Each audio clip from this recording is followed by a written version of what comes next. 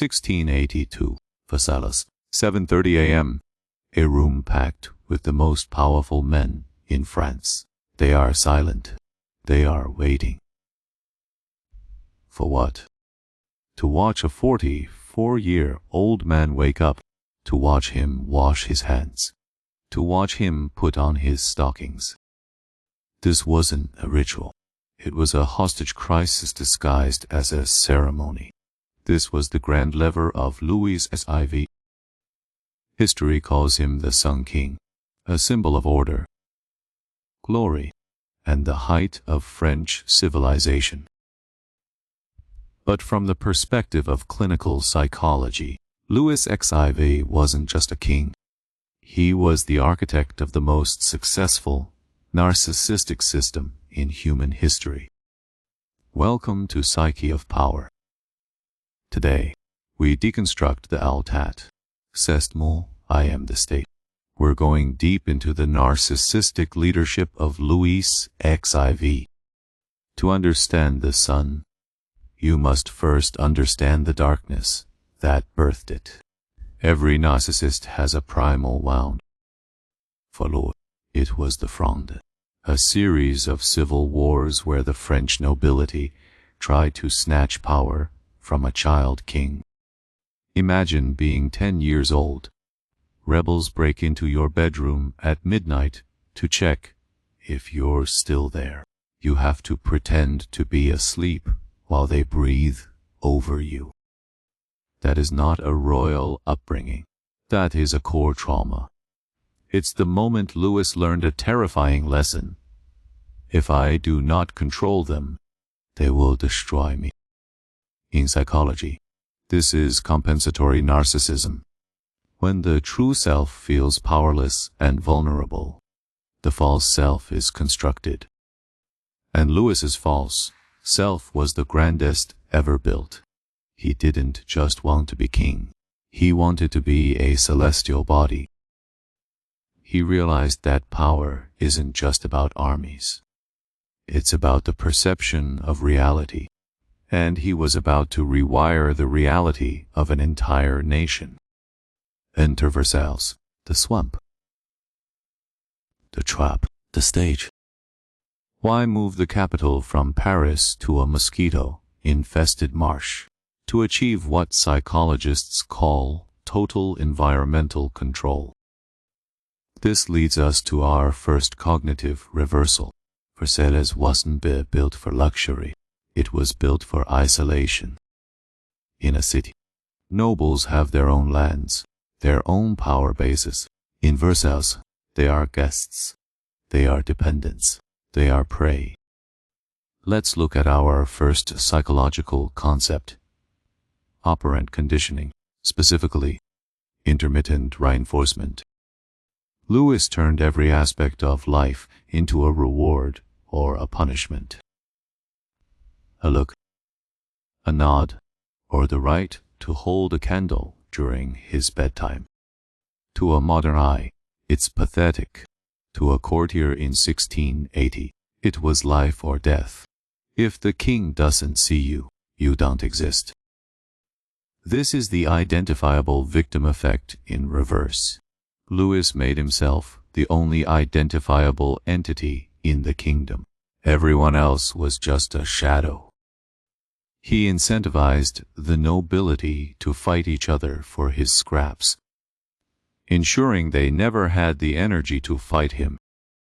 This brings us to the 3-minute mark and our first cognitive reversal. You think Louis was the ultimate ego maniac? No. He was the ultimate servant to his own system. He was a slave to the schedule he created. He sacrificed his own humanity to become a living statue. The Sun King is a mask, and the mask eventually eats the face. Act 2, the gilded cage. How do you break the will of 1,000 proud aristocrats? You use the narcissist's mirror. Jacques Lacan described the mirror stage, the moment a child identifies with an image of themselves. Louis forced all of France into a collective mirror stage. He was the mirror. If you didn't see yourself reflected in his favor, your identity dissolved. He enforced a culture of debt. To stay at Versailles, you had to spend fortunes on clothes, gambling, and jewelry. By bankrupting the nobles, he made them financially dependent on royal gifts. He took their swords and gave them ribbons. But it wasn't just financial, it was psychological. Versailles had no private spaces. Even the toilets were public. This is what I call the panopticon of etiquette. When everything is a performance, the self dies. Consider the rat park experiment by Bruce Alexander. Rats in a boring, isolated cage become addicted to morphine. Rats in a social, stimulating environment don't. Versailles was the anti-rat park. It was stimulating. Yes, but it was hyper-controlled. It forced an addiction to the sovereign. The courtiers became dopamine addicts, and Louis was the only dealer. A single smile from him was a hit. A cold shoulder was withdrawal. This is the core of narcissistic supply. The narcissist doesn't just want praise. They need others to lose their autonomy so the narcissist can feel whole. Louis read everyone's mail. His cabinet nair was the 17th century NSA. He knew your secrets before you did. If you think gaslighting is a modern term, look at how Louis handled his mistresses. He forced his old mistress and his new mistress to live in the same suite, to travel in the same carriage. He made them compete for the privilege of his presence. This is triangulation, a classic narcissistic tactic to keep everyone around you off balance and insecure. At the 6-minute mark, here is our second cognitive reversal. You think Louis did this because he was a strong leader. Reality. This was a compulsive need for certainty. Louis was so terrified of the chaos of his childhood that he tried to freeze time itself. Look at the gardens of Versailles. Not a single leaf is out of place. Nature itself was forced to obey the king's OCD. Narcissism is a defense mechanism against a feeling of inner emptiness. If the sun stops shining for 1 second, the void returns. Act 3. The decay of Narcissus. What happens when a narcissist gets everything they want? They go to war, not for land, not for resources, for glory, for the grandiosity gap. The grandiosity gap is the distance between a narcissist's inflated self-image and reality. To close the gap, Louis stayed at war for 33 out of 54 years of his personal reign. While Versailles sparkled with 20,000 candles a night, France was starving. The sun was sucking the life out of the soil. This brings us to the banality of grandeur, a variation of Hannah Arendt's banality of evil. Louis revoked the Edict of Nantes. He banned Protestantism. Why? Because one king, one law, one faith. He couldn't tolerate a single mind in his kingdom that didn't mirror his own beliefs. Dissent wasn't just treason. It was a narcissistic injury. But the sun eventually sets, and for a narcissist, aging is the ultimate insult. His health failed. He had no teeth. He had a fistula. He was in constant pain. Even his bowel movements remained a public ritual. He had become a prisoner of the very theater he created. His children died. His grandchildren died. The sun was left shining in a graveyard. His final words to the 5-year-old Louis XIV Do not imitate my love for building and for war. Try to alleviate the suffering of your people, which I have been so unfortunate as to fail to do. Was this a moment of genuine empathy, or was it the final performance of a man who wanted to be remembered as wise in his final act? Because here is the third cognitive reversal. Louis XIV didn't save the French monarchy. He murdered it.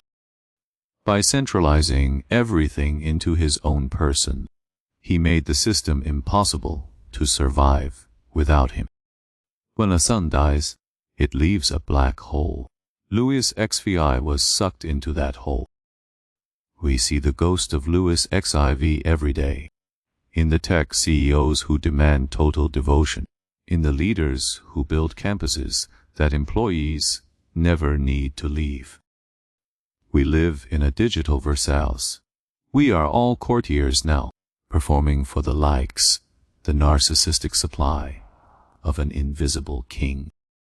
We've traded our true selves for a curated image. Louis XIV was the first to realize that you don't need to chain a man's body if you can capture his attention. The centralization of power is always a psychological project before it is a political one. The cost of absolute power is the absolute loss of connection. Narcissus died looking at his own reflection. Louis XIV died forcing the world to be his reflection. In the end, even the sun goes cold. The Psyche of Power isn't about how much you can control. It's about what you lose while you're trying to control it. Louis XIV's legacy isn't the palace. It's the warning. When the leader becomes the world becomes a cage. He was the sun, but even the sun casts the longest shadows just before it disappears. Trauma, isolation, conditioning, narcissism. This is the recipe for an empire and the recipe for a tragedy. We crave leaders who seem larger than life because we are afraid of our own smallness. But remember, a man who cannot be a human will always try to be a god. And gods have no friends, only worshippers. This has been a deep dive into the mind of the Sun King. If you want to see the why behind the who, hit the subscribe button. Join us as we dissect the ghosts of history. I'm Psyche of Power. Don't look at the crown, look at the mind. See you in the next shadow.